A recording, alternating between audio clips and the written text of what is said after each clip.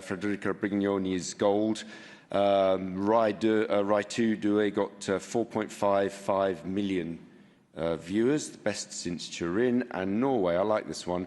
Norway's cross-country, NRK1, 93.1% share of viewers. That's the highest for winter or summer Olympic Games viewing, 93.1% of the share of. So virtually anyone who was watching television was watching that. I wonder what the 6.9% were watching. Anyway, today I have with me, we have two athletes. We have Kaveh Mehrabi, who is Director of IOC Athletes Department, and I have, thank you very much for joining us today, Clara Rozier, who is a member of the French women's ice hockey team and a member of French Alps Athletes Commission, Alpes 30, and we have Sara Conti, who's an Italian figure skater. So without further ado, let me quickly frame the conversation with Kaveh. Kaveh, you want to make some opening remarks, and then we'll have a little chat with the athletes. And then, of course, as ever, we will take any questions you have about absolutely anything games related. Okay, Kaveh. Thank you, Mark. Good morning.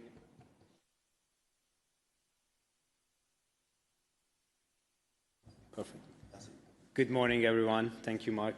I would just touch on a few points that we have been doing here to help enhance the athlete experience. And I think with both Sara and Clara being here, I think there is no one better that they can speak about their experience firsthand, and also especially field of play and the opening ceremony.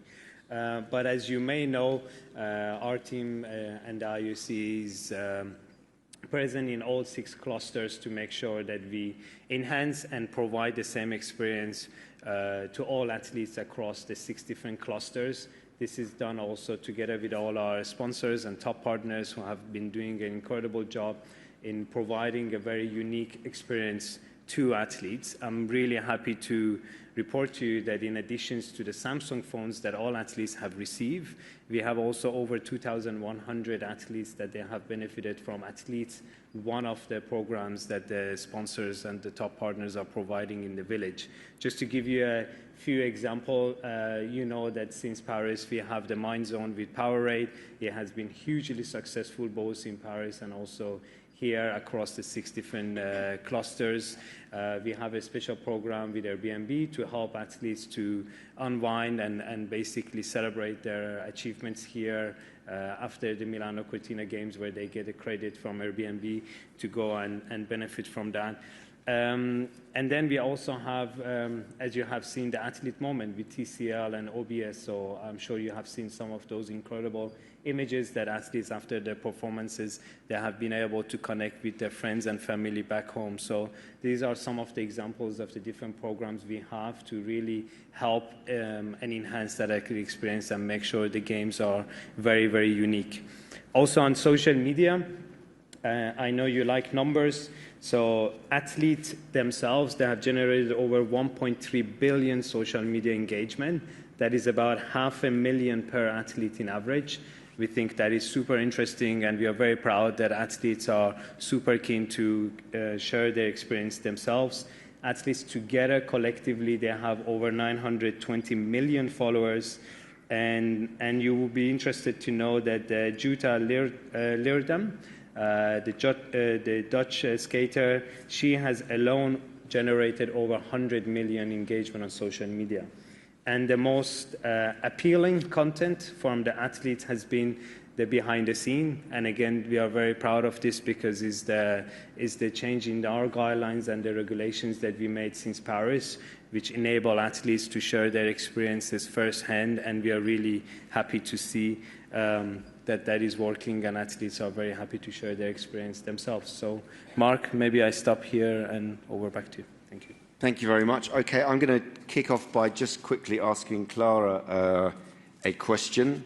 So give us an idea of what it's like in the Olympic Village, and also maybe what things you would take with you for the Games in 2030. What would you like to see? I'm hoping you'll be there, by the way.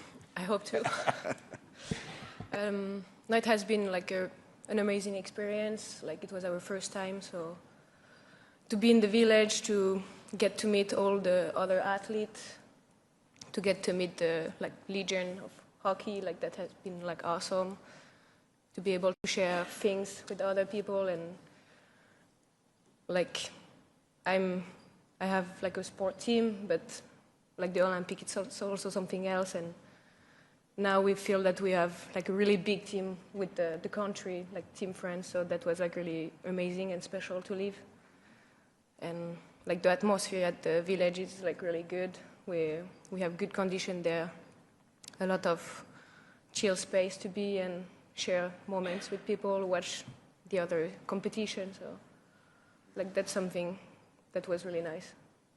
And any lessons for 2030? I think just keep the same atmosphere. Also the volunteers has been so good, and there was a lot from Paris, so that was also nice from us. And yet I think just the atmosphere and like the quality of the service we got. Super. Okay. Luca, do you want to... Sì, grazie Marco. Sara, yeah. Sara, senti, io parto da te, ovviamente facendoti le congratulazioni per la medaglia di bronzo. Ha un sapore particolare vincerla in Italia? Tu sei oltretutto lombarda, quindi anche nella tua regione d'origine, cioè aggiunge poi un qualcosa effettivamente alle emozioni che immagino siano già gigantesche. Sicuramente non avendo tante opportunità di fare gare in Italia, averlo condiviso davanti a amici, familiari ha avuto un altro sapore. Nel momento in cui magari la stanchezza del programma iniziava a farsi sentire, avevamo veramente il pubblico che ci dava l'energia nelle gambe, quindi sicuramente il pubblico di casa è stato quello che ci ha fatto vivere a pieno anche questa medaglia.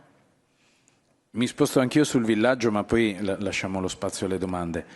Effettivamente è un luogo unico che rende non paragonabile a nessun altro grande evento, no? La presenza del villaggio olimpico nell'esperienza dei giochi. Una comunità di atleti che si ritrovano insieme. Che cos'è che lo rende effettivamente così particolare, così diverso da qualsiasi altra esperienza? Allora, per me è la prima Olimpiade, quindi non sapevo assolutamente che cosa aspettarmi da questo villaggio olimpico. I primi giorni mi sentivo veramente una bambina in un parco giochi, perché secondo me finché non ci entri non ti rendi conto di quanto è unico, quanto è speciale, quante cose si possono fare dentro, giochi, sale in cui ti puoi rilassare, quindi è veramente, penso di non averlo ancora vissuto tutto a pieno, adesso che sono finite le nostre gare magari sperimenterò, andrò un po' in giro nel villaggio, però non è assolutamente paragonabile a nessuna gara anche di altissimo livello.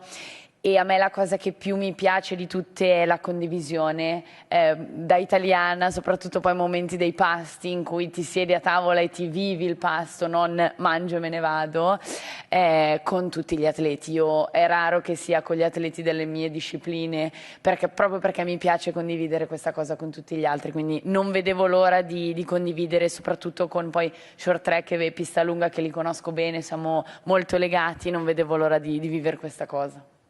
Grazie. Mark.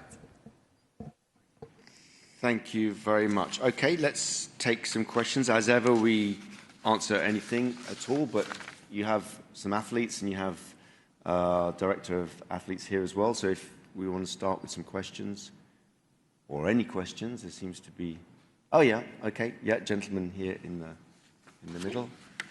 Yeah, gentleman in the middle here, and then. Thank you. Hi, Oliver Moody from DW. So Israel competed in the men's bobsled for the first time last night, and a Swiss commentator on a Swiss broadcaster spent pretty much the entire run talking about comments that one of the athletes, Adam Edelman, has made in support of Israel's military action in Gaza. He also described what's happened in Gaza as a genocide and referred to a UN report in justifying that.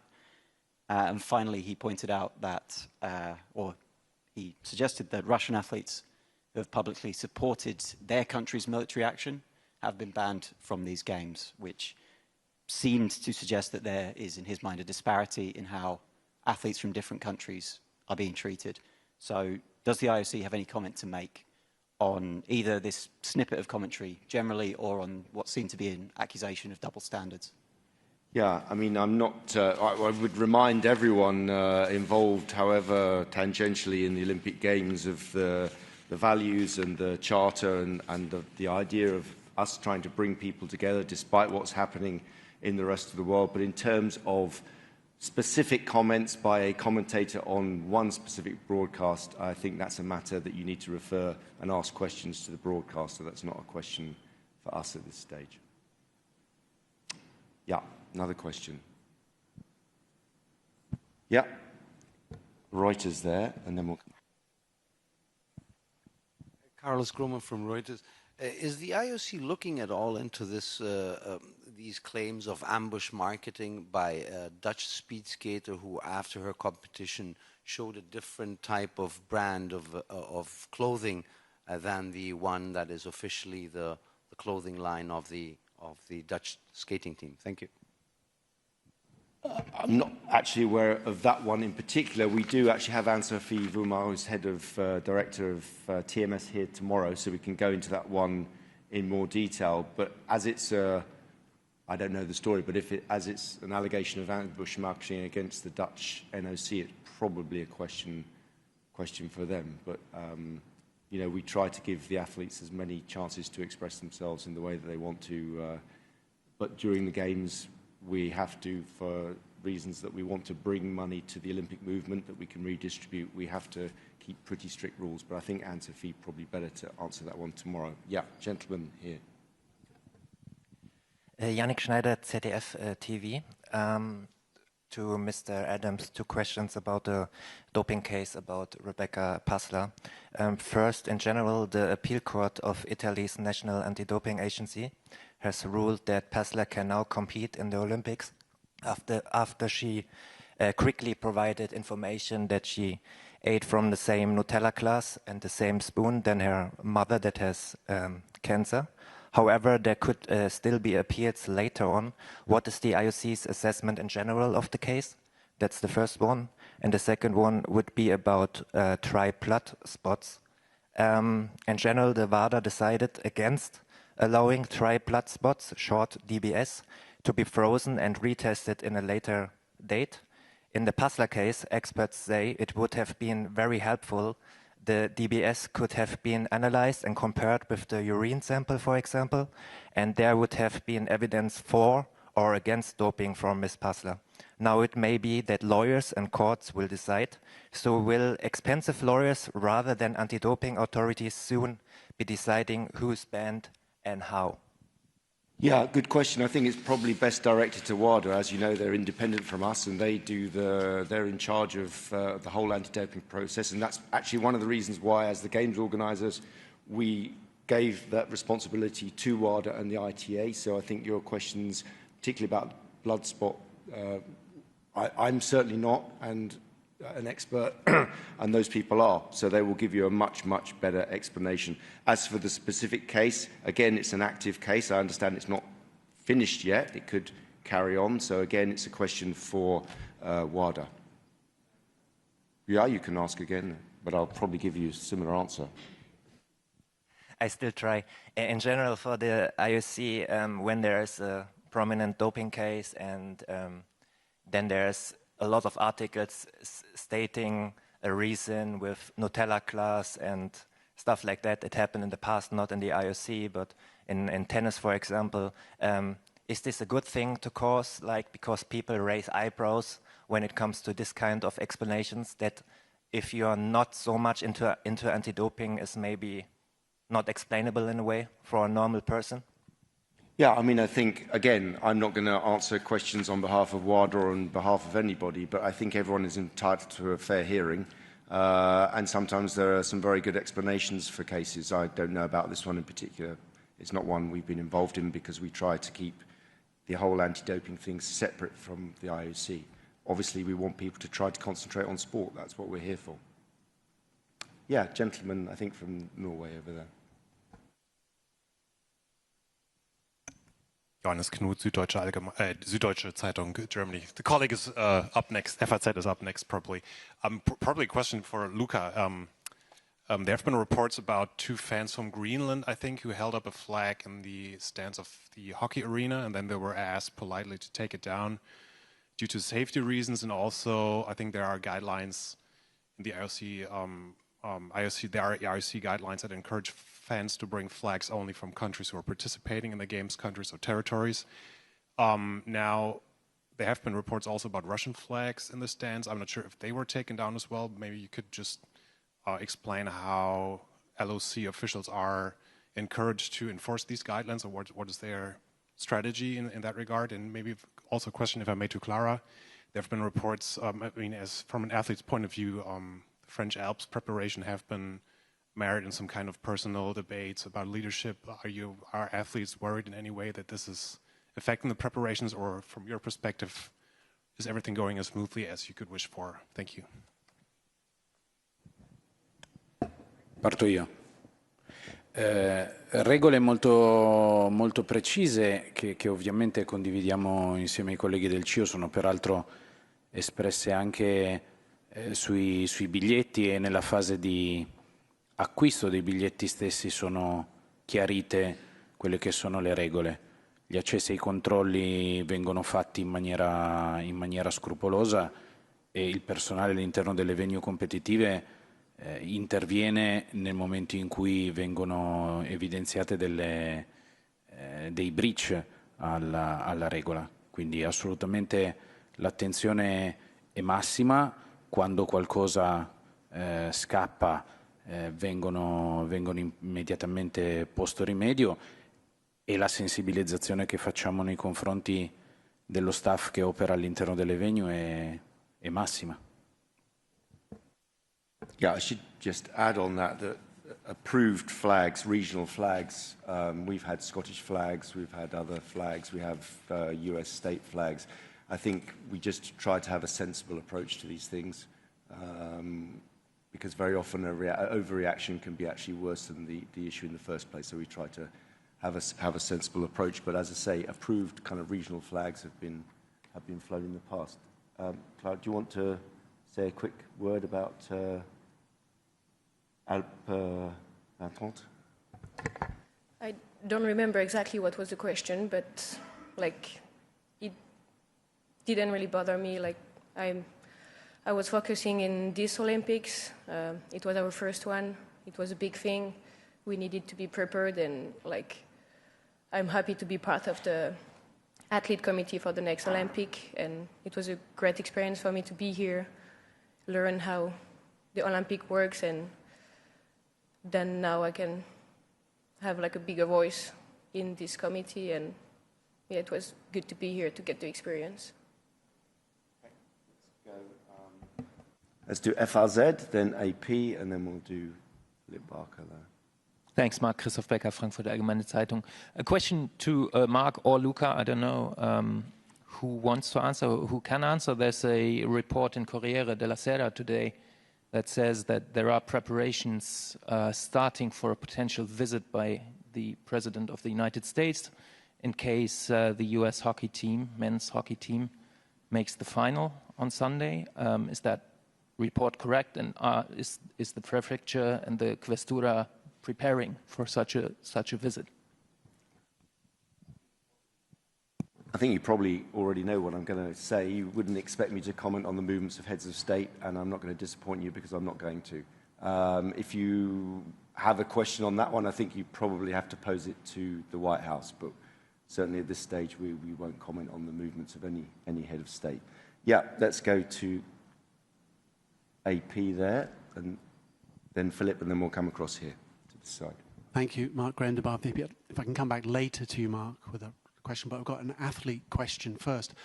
Just like, on social media and engagement, just be interesting to hear from Sara and Clara just what the balance is between, you know, respectful, positive engagement that you get and the more kind of aggressive, you know, abusive stuff that sadly is just an inevitable part of major sports events.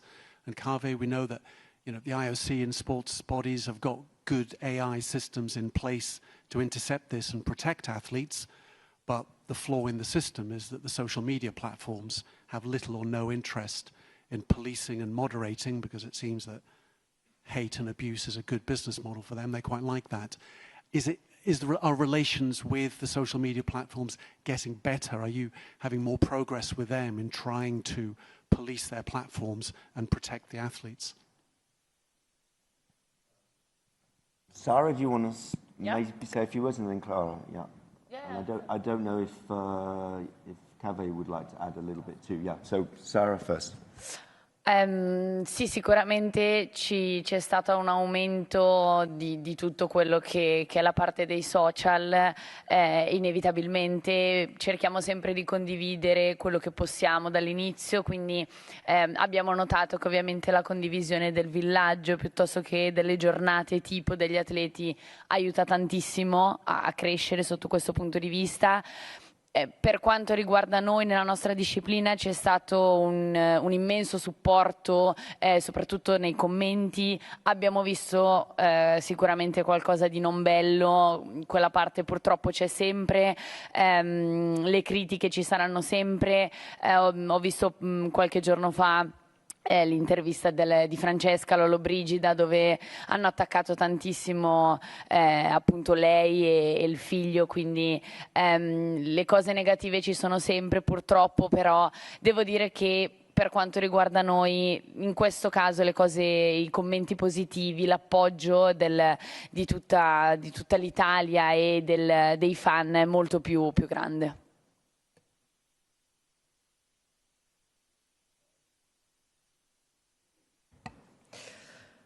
Like for me, it has been quite good on social media. Like we had huge visibility. It was the first time we were there, and like it has been really nice. We got a lot of positive message. Well, I mean, there was no expectation on us to get a medal or anything, so we fought good, and we mostly got like positive feedbacks. And like, of course, there is all the time some people with negative things to do, but it didn't really impact us because, again, no expectation on us. So, but I know that it has been hard for some other athletes who were supposed to get some medals, and yeah, it's just sad that some people just throw their bad things on social media behind their screen. Like, they don't know how it is to be an athlete and the pressure you get to compete at the Olympics, so like that's sad. But overall for us, it was just really big screen for us, and that was also really nice to get some visibility, especially in France. Thank you, Clara. Kaveh. Thank you, Mark. Thank you for the question.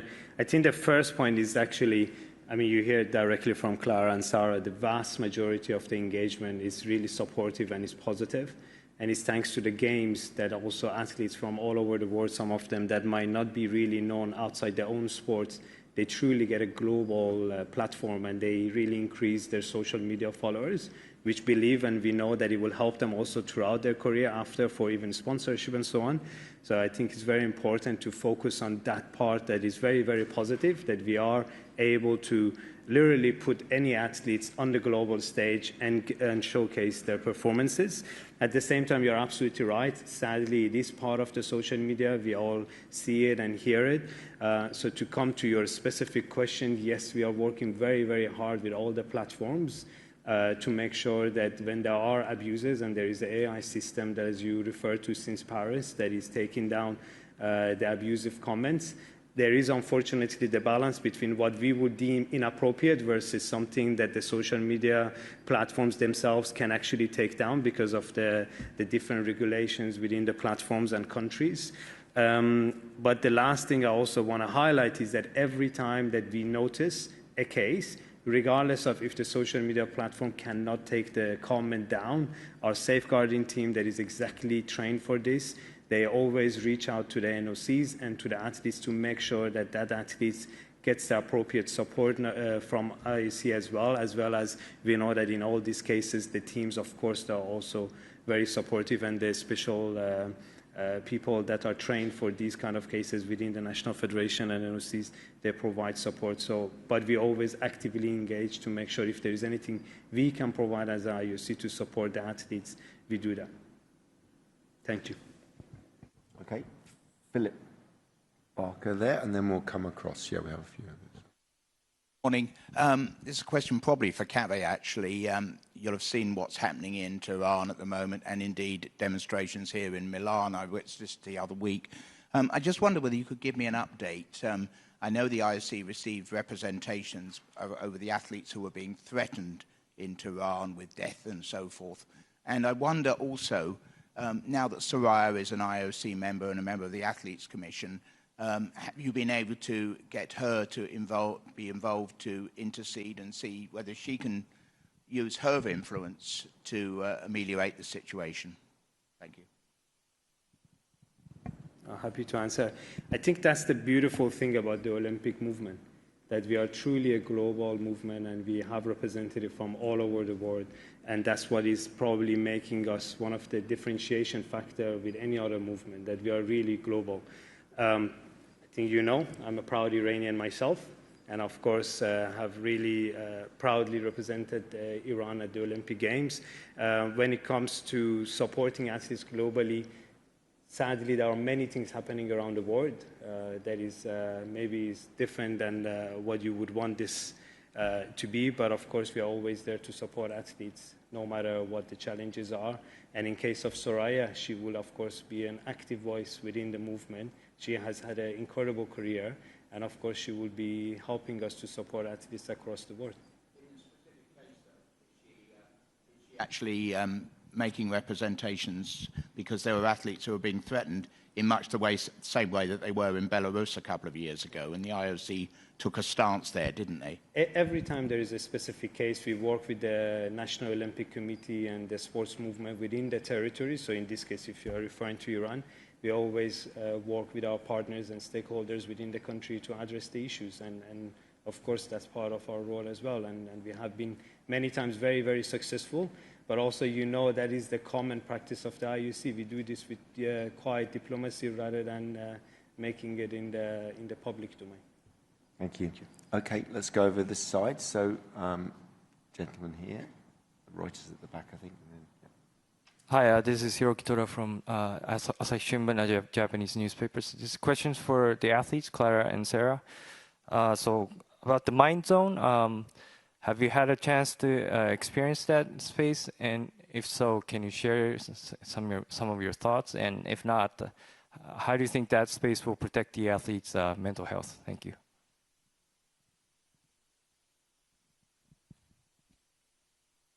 Clara, do you want to? Yeah, sure. Well, actually, I was there yesterday. I sent some postal card to my family because that was possible to do.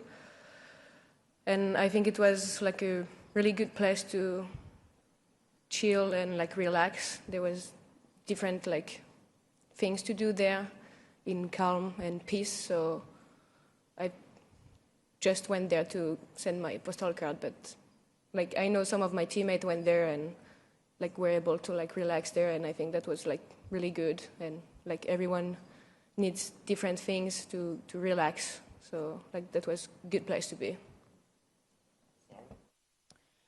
Io purtroppo non ho ancora potuto andarci per via appunto degli allenamenti e delle gare. Era nei miei piani andarci tra oggi e domani, però ho sentito parlare tantissimo i miei amici, i miei compagni, e sono rimasti molto contenti di questo spazio, e soprattutto in un ambiente così grande, pieno di persone, sono rimasti contenti di trovare un momento di relax in cui potessero come dire, lasciare andare la mente in un contesto così grande, pieno di pressioni, quindi sicuramente è uno spazio che può aiutare tantissimo gli atleti. Gentleman here. Oh no, okay, we'll start with Reuters because the microphone is already there. So, Ian Axon from Reuters. Mark, I know it came up last week, but the Georgian figure skating coach, Tut, I think, without sort of destroying her name too much, she was at the young Russians training session yesterday, I don't know if the IOC have done enough to prevent her potentially being there. And is there anything being put in place to stop her working specifically with the Russian? She's not the principal coach, obviously, and you'll see that coaches do help out other athletes. We had it with a Russian coach helping a US athlete, actually. So, in fact, there is no particular rule to stop that. Yep, gentleman here.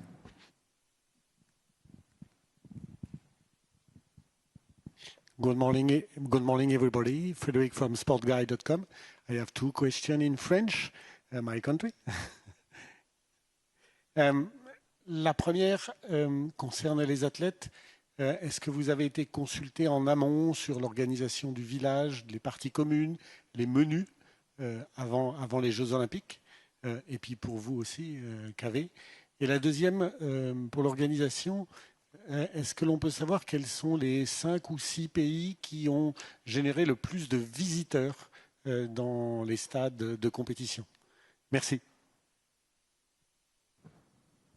Clara, pour commencer, et puis Sarah. Je vais vous répondre en français, du coup.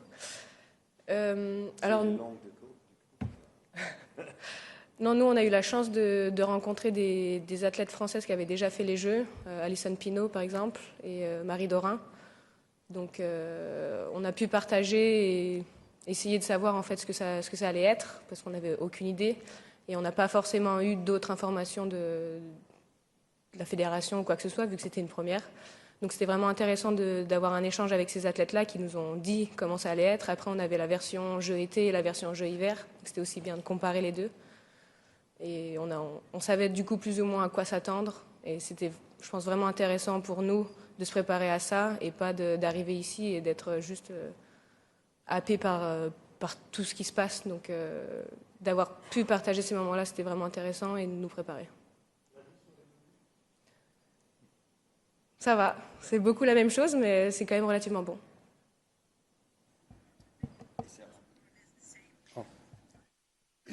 Sì, anche noi ci siamo fidati molto delle esperienze dei ragazzi che hanno vissuto più di un'Olimpiade, appunto per noi essendo la prima non sapevamo cosa aspettarci, però sicuramente ci hanno dato un feedback positivo e ci hanno dato un feedback realistico, quindi effettivamente quando siamo entrati poi al villaggio, come dicevo prima, è tutto ingrandito, però era esattamente quello che ci avevano raccontato i ragazzi. Per quanto riguarda invece... scusami. No. Maybe just to add to that, I think, as you know, the preparation for the games takes several years. So we have athlete representative within the coordination commission that they work with the NOC representative and advocate for the different needs of the athletes. So in fact, yes, the athletes are heavily involved even in the choosing of the menu and what athletes need. We are also very fortunate and privileged to have a very good athlete commission here within the organizing committee of Milano Cortina. So Anna and her team have been very, very supportive and very helpful in making sure that athletes have a fantastic experience. And Clara will be doing that within the French Alps Athlete Commission for the French Games. So you can see that athletes are heavily involved and we are very proud of it. Il tema dei biglietti e della regionalità, escluso ovviamente il mercato italiano, io oserei dire widespread ticketing per widespread games, nel senso che abbiamo veramente ricevuto una larghissima adesione. L'ordine esatto è Germania, Stati Uniti, Gran Bretagna, Svizzera e Olanda per i primi 5 posti. Ci tengo però a sottolineare come abbiamo da poco tagliato il traguardo del 1.300.000 biglietti venduti, quindi insomma un risultato assolutamente sia in linea con le aspettative ma che riscontra un grande successo, un grande entusiasmo. Super. I should just correct myself to the Reuters journalist at the back. I think I said an American coach helping a Russian coach helping an American. It was the other way around, in fact. So apologies for that. I misspoke slightly. Okay. Yeah, Graham.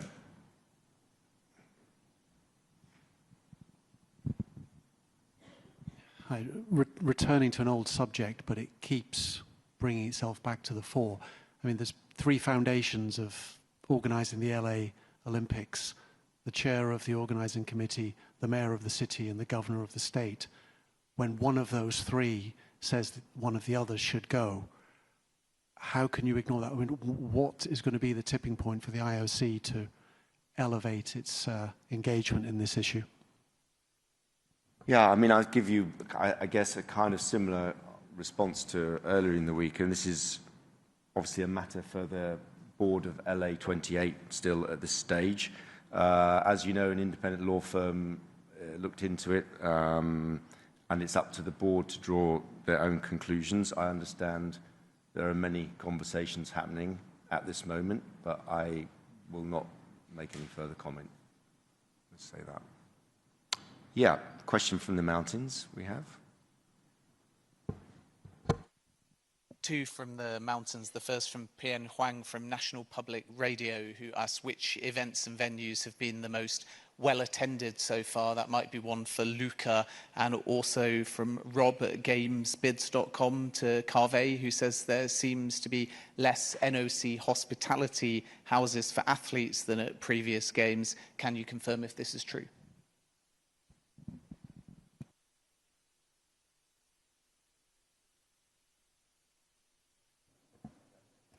Il dettaglio preciso non ce l'ho, quello che vi posso confermare è che siamo oltre l'88% di occupazione media di tutte le venue competitive in Regione Lombardia, siamo a dei risultati quasi di sold out su molte delle venue milanesi, dei risultati ottimi arrivano anche da Antols, Anterselva con il biathlon, la biathlon arena sostanzialmente full in tutte le competizioni, quindi rinnovo il principio della soddisfazione massima. Il dettaglio delle percentuali, se ci contatta, ovviamente lo condividiamo senza nessun tipo di problema. Maybe on the NOC hospitality houses, I personally don't have that figures, but I'm sure we can get that for you. Obviously, with the games widespread, and the NOCs, I can only imagine they have also made decisions of where their teams are and where the hospitality houses should be. But then what we have done and what I can say is that that's why we also ourselves as the IOC presence in all 6 villages to make sure athletes have a fantastic experience and equal opportunity to benefit from the different programs. And you probably know there is also what we call the city celebration or live site celebrations, which are run by the local communities, again, to make sure athletes have that opportunity to enjoy the games and celebrate their achievements. Okay, I think that's it. As I say, tomorrow we're going to be back, and Sophie Vimar is here to talk about TMS and marketing, so have your questions for that. And thank you very much. Happy Chinese New Year, and see you tomorrow. Thank you very much to our guests as well. Thank you.